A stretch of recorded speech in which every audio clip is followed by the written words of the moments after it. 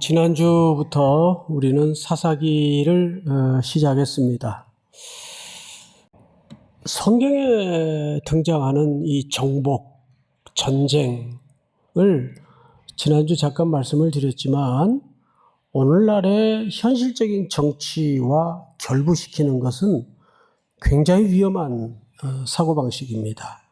그것은 성경을 세대주의적으로 해석을 하거나 또는 근본주의적인 입장에서 오류가 일어날 수 있어요. 사실 가나안 정복의 이야기는 땅 뺏는 전쟁이기보다는 그 담아져 있는 속 메시지가 하나님께 얼마나 온전히 순종하느냐 안 하느냐의 메시지가 있지 땅을 뺏느냐 빼앗기느냐의 싸움이 아닙니다. 믿습니까? 다시 한번 성경에 등장하는 모든 전쟁과 정복의 이야기는 하나님의 말씀에 온전히 순종하느냐 안 하느냐에 초점이 있습니다. 그래서 거기에서 적용을 현대적인 시선에서 잘못해버리면 오류가 벌어질 수 있어요. 자, 지난주는 우리가 유다가 이제 선봉에 서서 누가 먼저 올라가리까 하나님께 여쭤보니까 유다가 먼저 올라가라. 그래서 유다가 올라갈 때 시므온과 합력하여 순종을 하죠. 자, 오늘은 그 이스라엘 지도를 이렇게 놓고 보면 북쪽에 자리 잡은 지파들이 땅을 점령해가는 장면인데 그 부분을 좀 조밀하게 들여다보도록 하겠습니다. 먼저 오늘 본문 첫 절인 27절을 좀 볼까요? 27절 보시면 사실 오늘 27절은 22절부터 봐야 되는데 왜냐하면 22절이 요셉 가문도 베델을 치러 올라가는 이렇게 되어 있죠. 그리고 오늘 이야기는 요셉 가문의 이야기로 끝이 나요. 근데 요셉의 두 아들이 있었습니다. 애굽에서 출생한 두 아들이 있었는데 그중에 므낫세 또 에브라임 기억나시죠? 오늘 그 두 지파의 이야기를 주로 다루게 될 겁니다. 27절 한번 볼까요?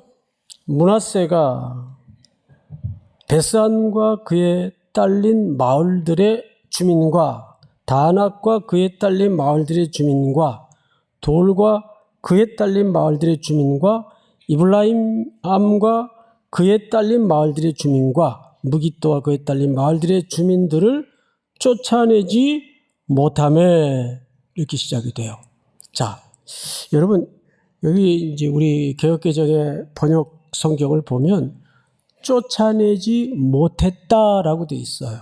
그러니까 불가능을 암시하는 이야기를 이 표현 속에 담고 있습니다. 그런데 원문을 보면 로 야라시 이렇게 돼 있어요. 그 말은 그냥 직역을 하면 이런 뜻입니다. 쫓아내지 않았다라는 뜻입니다. didn't drive out 이렇게 돼 있어요. couldn't drive out이 아니에요. 그러니까 쫓아내지 못한 게 아니라 사실은 쫓아내지 않았던 겁니다. 근데 이 번역도 사실 일리는 있어요. 몇 절을 보시냐면 위에 19절을 한번 보세요. 19절. 유다 지파가 이제 점령할 때 이제 풍경입니다. 여호와께서 유다와 함께 계셨으므로 그가 산지 주민을 쫓아내었으나 골짜기의 주민들은 철병거가 있으므로 그들을 쫓아내지 못하였으며. 자, 이미 가나안은 일찍이 철기 문명을 받아들이고 있었습니다. 그래서 철기 문명과 철기 문명에 의한 문화들이 산업들이 발달되어 있었어요. 그 당시에는 가공할 무기격인 병거, 그것도 철병거예요. 이런 것들이 존재해 있었습니다. 그러니까 이걸 그 원시 시대 전쟁의 그 열악한 무기를 가지고 어떻게 싸울 수 있겠습니까? 그래서 못했다라는 말이 전혀 근거가 없는 말은 아니에요. 여기까지는 이해를 해요. 아, 정말 그럴 수 있겠다. 굉장히 합리적이죠. 상식적인 표현이고. 근데 사실은 이것마저도 우리가 100번 양보해서 이해를 하는 수준이지, 원론인 즉슨 신명기 7장에 보면, 자, 띄워주세요. 일찍이 모세에게 하나님이 백성들을 가나안 땅에 들이기 전에 하신 약속의 내용입니다. 잘 보세요. 네 하나님 여호와께서 너를 인도하사 네가 가서 차지할 땅에 들이시고 네 앞에서 여러 민족, 헷 족속과 기르가스 족속과 아모리 족속과 가나안 족속과 브리스 족속과 히위 족속과 여부스 족속 곧 너보다 많고, 숫자가 많단 말이에요. 이스라엘보다 힘이 센 7 족속을 쫓아내실 때 약속한 거예요. 그러니까 이미 그 가나안의 철기 문명과 함께 철병거가 있는 것을 하나님이 염두에 두셨습니다. 자, 다음 절 한번 읽어보십시다. 네 하나님 여호와께서 그들을 네게 넘겨 네게 치게 하시리니 그때 너는 그들을 진명할 것이라. 하나님이 그럼에도 불구하고 수가 많으나 힘이 강하나 그들을 물리치게 할 것이고 약속대로 들이실 것을, 전명케 하실 것을 하나님께서 언약 가운데 이미 주신 거예요. 그럼 물어봅시다. 불가능한 상황이 중요한 겁니까? 하나님의 약속이 중요한 겁니까? 우린 말을 그렇게 해요. 말은. 근데 정작 상황에 내몰리면 우린 자꾸 계산을 하게 되고 분석을 하게 되고 평가를 해서 거기서 비교를 하게 됩니다. 근데 여러분, 우리가 여기서 한 가지 주목해야 될 첫 번째 꼭지가 뭐냐 하면 따라서 합니다. 하나님의 명령은 관리하는 게 아니다. 하나님이 명령하신 것에 대해서는 매니지먼트를 하는 게 아니에요. 믿습니까? 예. 요즘 이런 말 하면 웃긴다 그러겠죠. 하나님의 명령은 절대 순종하는 겁니다. 처음엔 왜 강물이 있는데 거기 발을 디디라 그래? 왜 홍해가 지금 멀쩡히 물이 있는데 거기 어쩌자고 들어가라는 거야? 이해가 안 되죠. 설득도 안 되죠. 계산이 안 되는 거죠. 그런데 이런 시대야말로 사실은 더 담백하게 하나님의 명령을 복종하는 순종이 필요한 겁니다. 그런데 이스라엘 백성들은 자꾸 하나님의 명령을 하는 척 하긴 하는데 자꾸 분석하고 계산해요. 하나님의 명령을 관리한단 말이에요. 쫓아내지 못했어요. 근데 보세요. 이게 이제 무슨 패턴으로 넘어가는가? 28절. 이스라엘이 강성한 후에야, 그 이스라엘이 이제 힘이 세졌어요. 하나님이 복을 주셔서 힘이 세졌어요. 강성한 후에야 가나안 족속에게 뭘 시켰어요? 노역을 시켰고, 처음에는 쫓아내지 못한 것까지 그래도 발을 디뎠어요. 그러니까 쫓아내지 못했으니까 그 원주민들하고 어떻게 했겠습니까? 같이 사는 거예요. 근데 이거는 하나님의 원초적 명령이 아니에요. 근데 나중에 힘이 세지면 쫓아내야 되는데 힘을 가졌으니까 원래 명령을 따라서 쫓아내야 될 거 아니에요. 그런데 쫓아낸 것이 아니라 아까워요. 이 사람들 그냥 거저 부릴 수가 있는데 노예 삼아서. 그래서 뭘 시키죠? 노예를 삼아서 노역을 시킵니다. 이건 뭘 먼저 염두에 둔 겁니까? 경제적 가치, 이익. 편의성. 우리가 굳이 지저분한 일 하지 않아도 이 사람들 어차피 포로니까, 전명지니까 내쫓지 말고 차라리 경제적 가치 창출을 위해서 부려먹으면 딱이다. 그러니까 하나님의 명령을 자꾸 순백의 담백함으로 받아들이질 않고 자꾸 매니지먼트를 하는 거예요.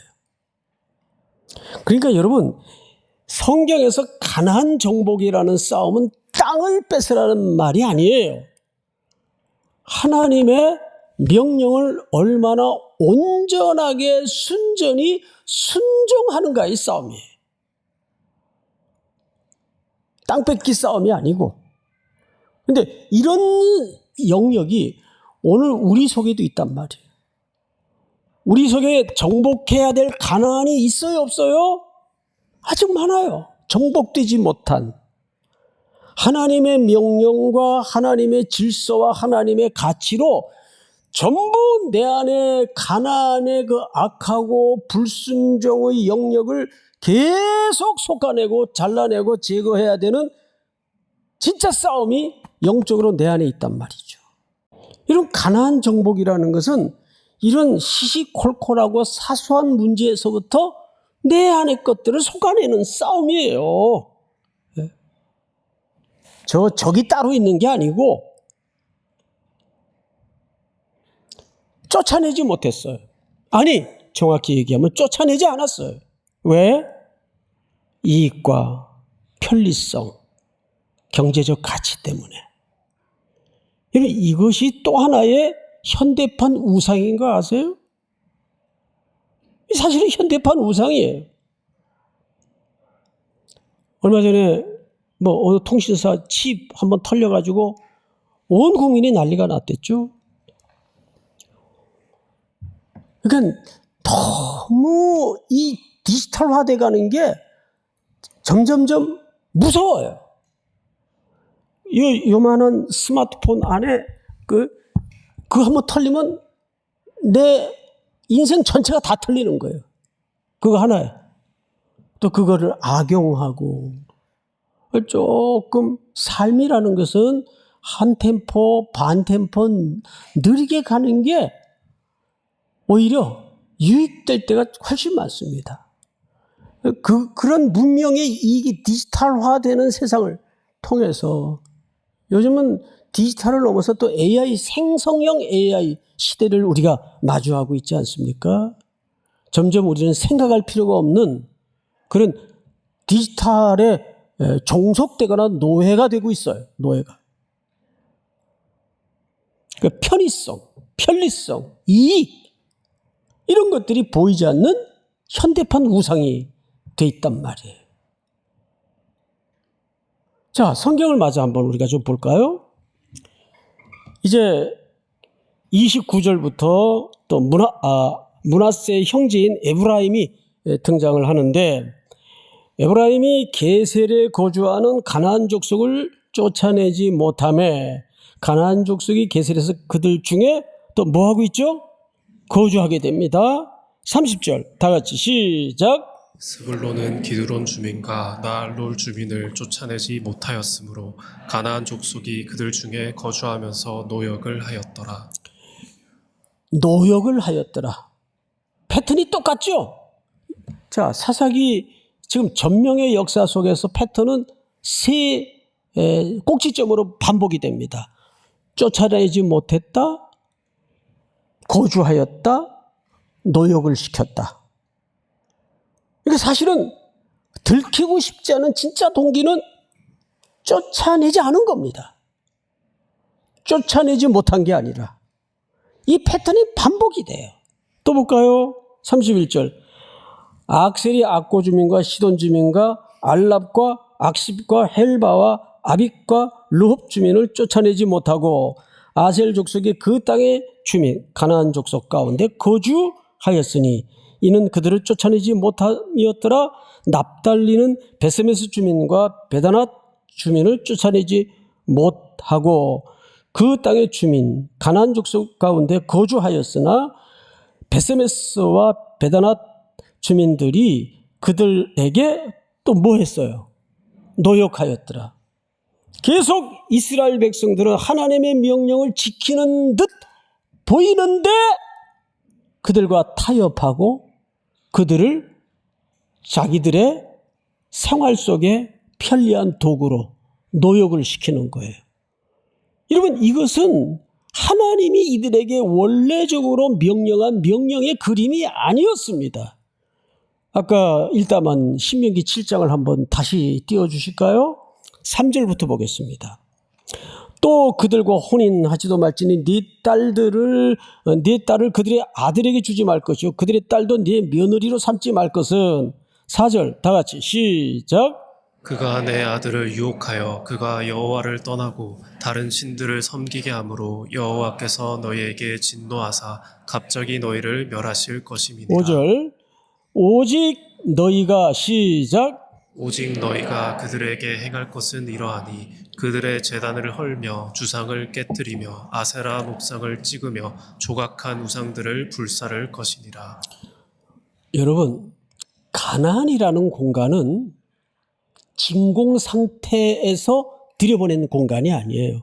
이미 거기에는 가장 더럽고 악한 음란한 문화와 특별히 그 음란한 문화가 이방 신상을 섬기는 데서부터 만들어지고 생성된 문화예요. 그 속에 들여보내는 겁니다. 그렇다면 하나님께서 그걸 모르고 들여보냈을 리가 없단 말이에요. 그러면 먼저 그들이 안식을 위해서 뭘 해야 될까요? 전쟁을 해야 되는 거예요. 우리 삶이 전쟁이잖아요.